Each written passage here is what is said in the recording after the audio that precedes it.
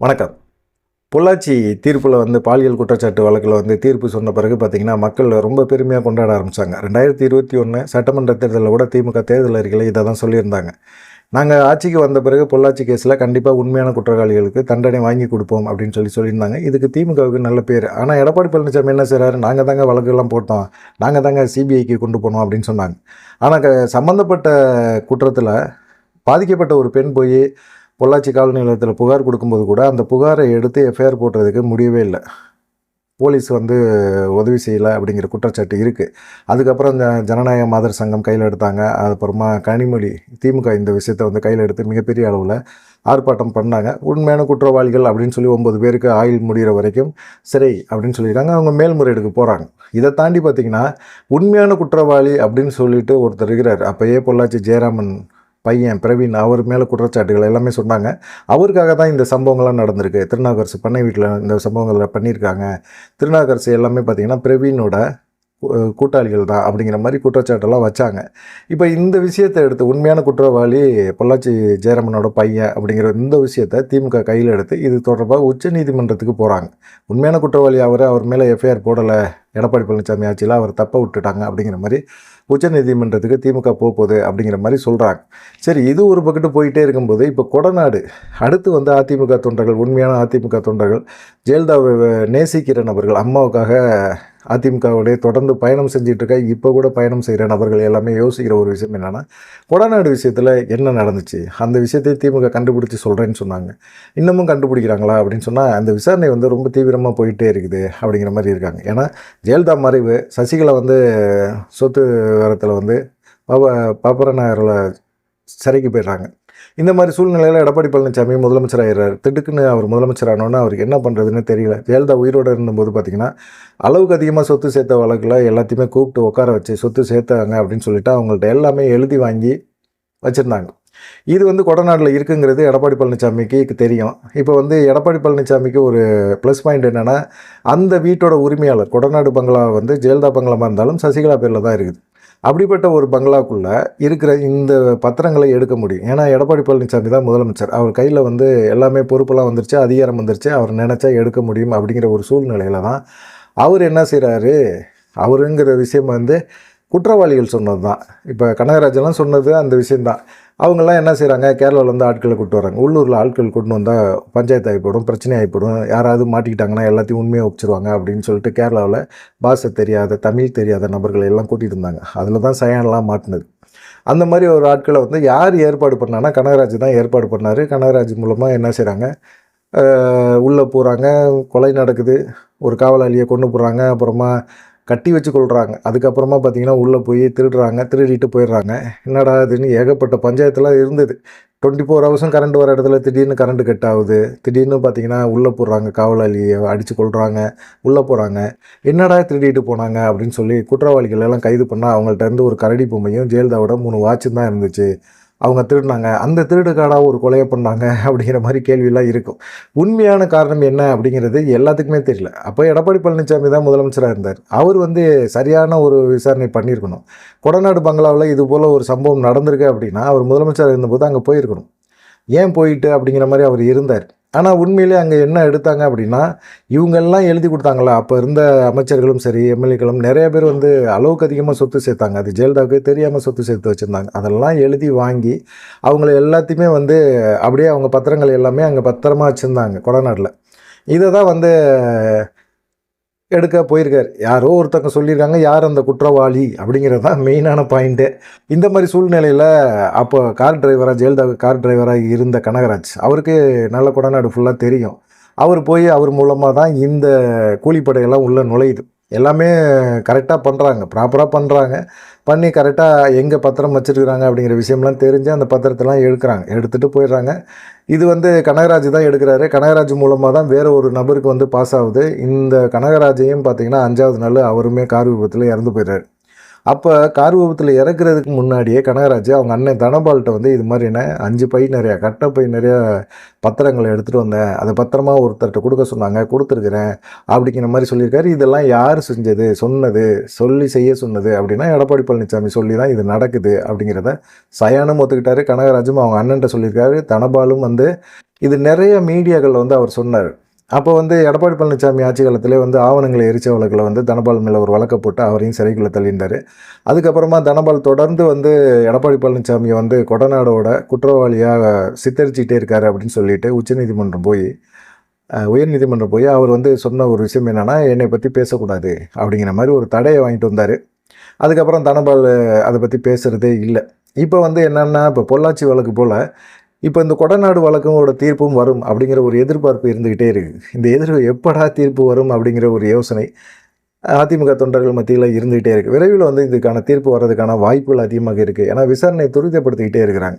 இதனால் பார்த்தீங்கன்னா சேலம் இளங்கோவன் முதற்கொண்டு எல்லாத்துக்குமே மிகப்பெரிய ஒரு தர்ம சங்கடத்தில் இப்போ தவிச்சிக்கிட்டு இருக்காங்க. எப்படியா இருந்தாலும் குற்றவாளிகளை நெருங்கிடுவாங்க அப்படிங்கிற ஒரு சம்பவம் இருக்கிறனால இவங்களுக்கு வந்து ப்ரெஷர்லாம் அதிகமாயிருச்சு. அதுலேயும் குறிப்பாக பார்த்தீங்கன்னா ஆத்தூர், கிருஷ்ணகிரி, சங்ககிரி,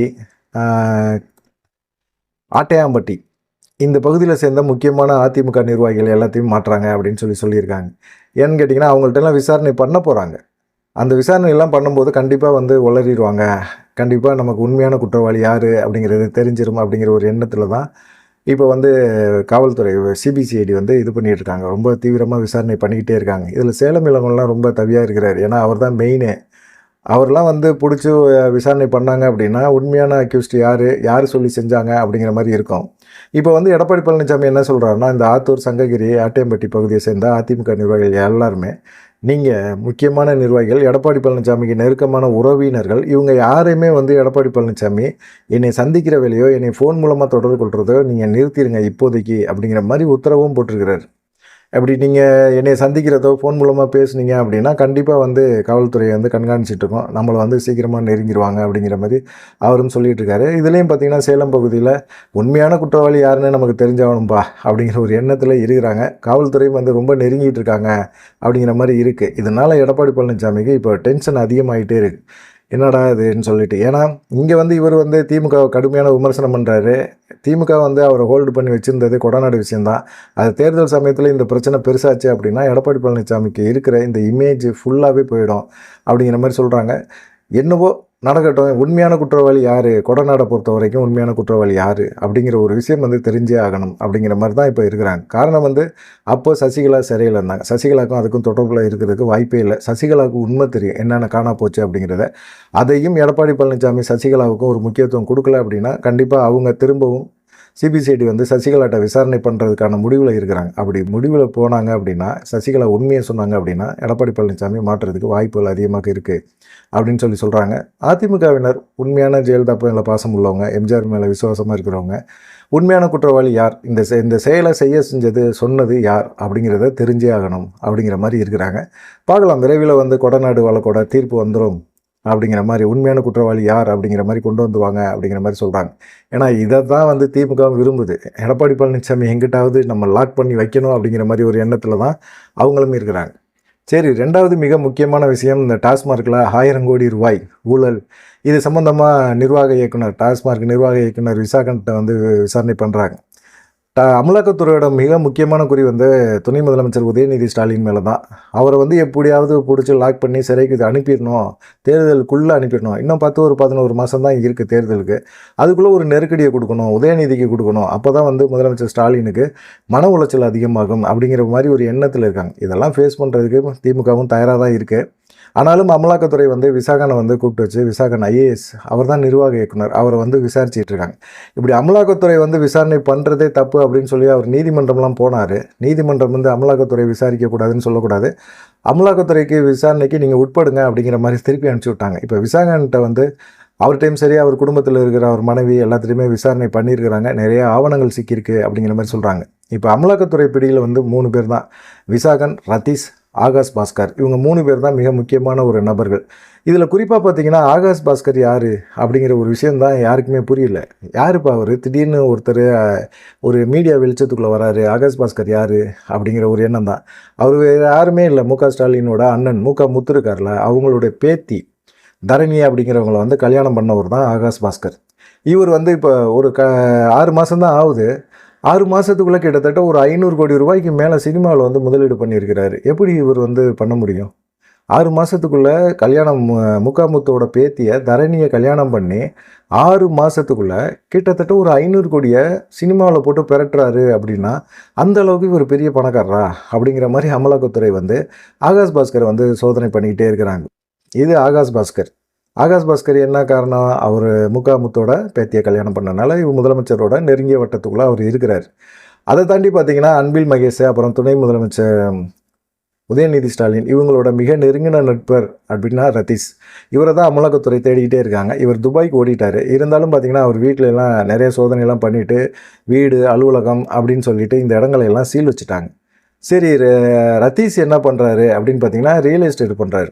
அதில் வந்து ஏகப்பட்ட பணம் வருது. இந்த பணத்தை வந்து முதலீடு செய்கிறதுக்காக தான் சினிமாக்குள்ளே அதை போட்டிருக்கிறாரு அப்படிங்கிற மாதிரி சொல்கிறாங்க. இதுக்கான முதலீடுகள் எங்கேருந்து வந்துச்சு? ரியல் எஸ்டேட் பண்ணுறதுக்கான முதலீடு எங்கேருந்து வந்துச்சு? இவர் வந்து இது ரியல் எஸ்டேட்டில் சம்பாதிக்கிறார் அப்படின்னா ரியல் எஸ்டேட்டுக்கு போடுற முதல் வேணும்ல, அந்த முதலீடு எங்கேருந்து வந்துச்சு அப்படிங்கிற ஒரு கொஸ்டினில் தான் ரித்தீஷை தேடுறாங்க. ரித்தீஷ் வந்து துபாயில் இருக்கிறாரு. துபாயிலேருந்து அவரை கூட்டிகிட்டு வர்றதுக்கு காவல்துறை அமலாக்கத்துறை முயற்சி பண்ணிகிட்டு இருக்காங்க அப்படிங்கிற மாதிரி சொல்கிறாங்க. இதே நிலைமையில் தான் நிர்வாக இயக்குனர் விசாகன், டாஸ்மார்க் நிர்வாக இயக்குனர் விசாகன்ட்ட வந்து அமலாக்கத்துறை வந்து துருவி விசாரணை பண்ணிக்கிட்டே இருக்கிறாங்க. முக்கியமான காரணம் என்னன்னு கேட்டிங்கன்னா டாஸ்மார்க் அலுவலகத்தில் நடந்த ஊழல். அதுதான், பல கோடி ஊழல் நடந்திருக்கு. ஒரு நாளைக்கு வந்து 40,000 கோடி, ஒரு வருஷத்துக்கு 40,000 கோடி வந்து வியாபாரம் நடக்கக்கூடிய ஒரு டாஸ்மார்க்கில் பாட்டிலுக்கு அதிக ரேட் வைக்கிறது, அது இல்லாமல் கணக்கில் வராமல் டாஸ்மார்க் நிறுவனங்களுக்கு சரக்குலாம் போகாமல் நேரடியாக கடைங்களுக்கு போக வச்சது, டெண்டர் விட்டது, டெண்டர் விடாமல் திமுக நிர்வாகிகள் கொடுத்தது, அதே போல் பார் லைசன்ஸ் இல்லாமல் பார் நடத்தினது, இப்படி ஏகப்பட்ட ஊழல்கள் நடந்திருக்கு. இதில் பல கோடி ரூபாய்கள் வந்து கிட்டத்தட்ட இப்போ விசாரணையில் வந்து ஒரு 1000 கோடி ரூபாய் இருக்கும் அப்படிங்கிற மாதிரி தான் சொல்கிறாங்க. ஆனால் பல 1000 கோடிகள் வந்து ஓடி இருக்கும் அப்படிங்கிற மாதிரி தான் சொல்கிறாங்க. இப்போ வந்து விசாகன் வந்து ஐஏஎஸ் வந்து கண்டிப்பாக வந்து ஏதாவது உண்மையை சொல்வார் அப்படிங்கிற மாதிரி ஒரு நம்பிக்கை. தொடர்ந்து விசாரணை நடக்குது.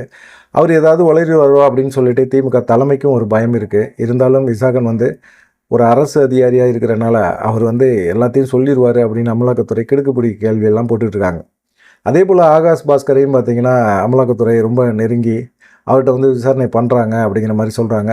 ஏன்னு கேட்டிங்கன்னா ஆகாஷ் பாஸ்கருக்கும் திமுக தலைமைக்கும் மிக நெருக்கமான ஒரு உறவு இருக்குது அப்படிங்கிறனால அவர்கிட்ட விசாரித்தோம்னா எல்லாருமே சிக்குவாங்க அப்படிங்கிற மாதிரி அமலாக்கத்துறை அவங்களையும் குறி வச்சுருக்காங்க. அதே போல் அன்பில் மகேஷ் பொய்யாமொழி, உதயநிதி ஸ்டாலின், இவரோட நெருங்கிய நண்பர் ரதீஷ், இவரும் வந்து துபாயிலேருந்து கூட்டிகிட்டு வந்து இவர்கிட்ட வந்து விசாரணை பண்ணணும், விசாரணை பண்ணால் உதயநிதி ஸ்டாலின் சிக்குவார் அப்படிங்கிற மாதிரி சொல்கிறாங்க.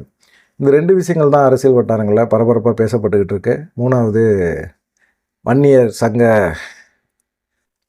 ஆலோசனை கூட்டம் நடத்தினார்ல ராம்தாஸ், அந்த ஆலோசனை கூட்டத்தில் பேசும்போது வன்னியர்களுக்கான 10.5% இடஒதுக்கீடு வந்து கண்டிப்பாக வந்து அரசுகள், திமுக அரசு கொடுக்கணும். அப்படி கொடுக்கல அப்படின்னா வன்னியர்களோட போராட்டத்தை வந்து தவிர்க்க முடியாது, அது வந்து திமுக அரசு தான் வந்து அதுக்கான பதில் சொல்லணும் அப்படிங்கிற மாதிரி கொஞ்சம் மிரட்டுற மாதிரி தோனியில் பேசியிருக்கிறாரு ராம்தாஸ் அப்படிங்கிற மாதிரி சொல்கிறாங்க. இது 3 தான் மிக முக்கியமாக இப்போது அரசியலில் பரபரப்பாக பேசப்படுற ஒரு சம்பவமாக பார்க்கப்படுது. நீங்கள் என்ன நினைக்கிறீங்க அப்படிங்கிற ஒரு விஷயத்தையும் மறக்காமல் கமெண்ட் பண்ணுங்கள். நன்றி, வணக்கம்.